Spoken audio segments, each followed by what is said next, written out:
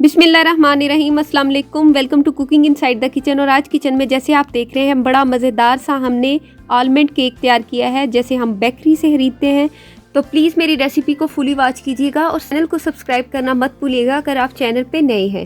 तो सबसे पहले हम इसकी तैयारी शुरू करते हैं। तो इसके लिए लेंगे हम 4 अंडे। अंडे जब भी लें तो उनको एक एक करके किसी भी बाउल में खोल के देखें ताकि इसके अंदर कोई ख़राब ना हो। तो मैंने चारों अंडों को चेक करने के बाद एक बाउल में ऐड कर दिया है।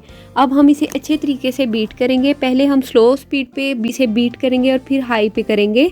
तो आप इसे 2 से 3 मिनट के लिए अच्छे तरीके से बीट करें जब इसका वॉल्यूम बढ़ जाए तकरीबन 2 गुना। और अब हम इसके अंदर साथ में ऐड करते जाएंगे शुगर इसके अंदर जाएगी 1 कप। ये हम 2 पाउंड का केक तैयार करने लगे हैं, तो आप इसी तरीके से इसे ट्राई कीजिएगा। साथ साथ हम शुगर ऐड करते जाएंगे और बीट करते जाएंगे ताकि अच्छे तरीके से ये बीट हो जाए हमारा बैटर।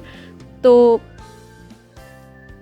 इस रेसिपी को हम ओवन में भी तैयार कर सकते हैं और बगैर ओवन के भी। मैं आपको दोनों ही तरीके से बताऊंगी। मैं तो इसे ओवन में तैयार करूंगी, लेकिन बगैर ओवन के आप कैसे तैयार कर सकते हैं उसका तरीका भी आपको बताया जाएगा। तो इसी तरीके से सारी चीनी को हमने पीसने के बाद 1 कप चीनी को इसके अंदर अच्छे तरीके से बीट कर लिया है। ये देखें बड़ा अच्छा सा हमारे पास अब बैटर तैयार हो गया है।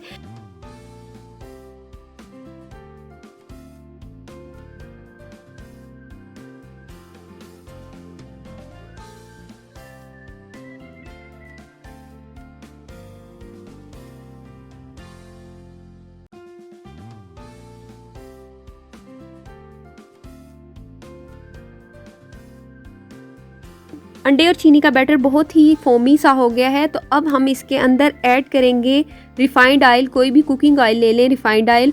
तो इसको हम इसके अंदर ऐड करते जाएंगे। तो ये 1 कप ही इसके अंदर ऑयल जाएगा। आप इसे ग्रेजुअली ऐड करते जाएंगे और साथ में बीट करते जाएंगे। क्योंकि आलमंड केक है, मैं इसके अंदर एसेंस यूज़ कर रही हूँ 1/2 टीस्पून आलमंड। अगर आपके पास आलमंड एसेंस नहीं है तो कोई इशू नहीं, आप बादाम भी ऐड कर सकते हैं इसके अंदर भी। उसका भी बड़ा अच्छा सा खुशबू और अरोमा आ जाएगा। इसके साथ हम इसके अंदर ऐड करेंगे 1 टेबलस्पून, ये मेरे पास है बेकिंग पाउडर। इसे ऐड करेंगे और अब हम इसे बीट करेंगे तकरीबन 2 मिनट के लिए मज़ीद।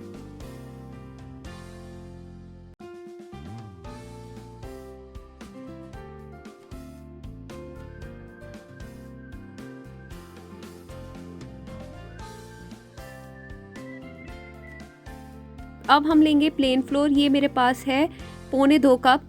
तो आप इसको भी ऐड करेंगे और स्पून की मदद से इसे फोल्डिंग देंगे।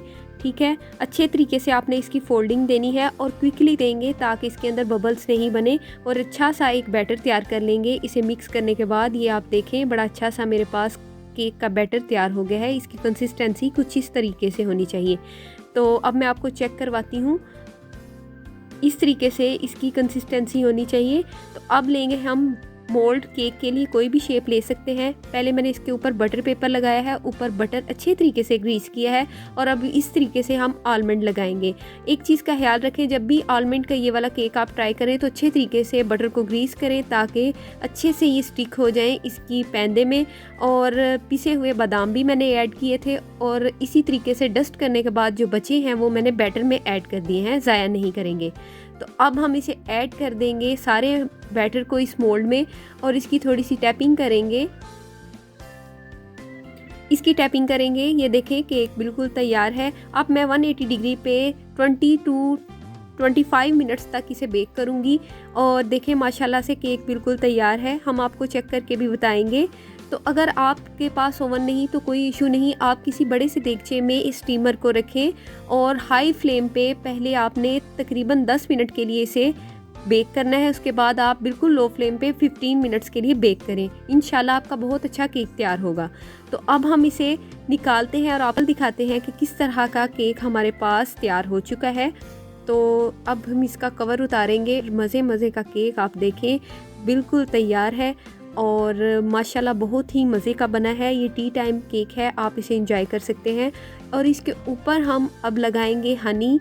तो ये टोटली ऑप्शनल है। अगर आपके पास हनी नहीं तो आप इसके ऊपर जैम वगैरह भी लगा सकते हैं।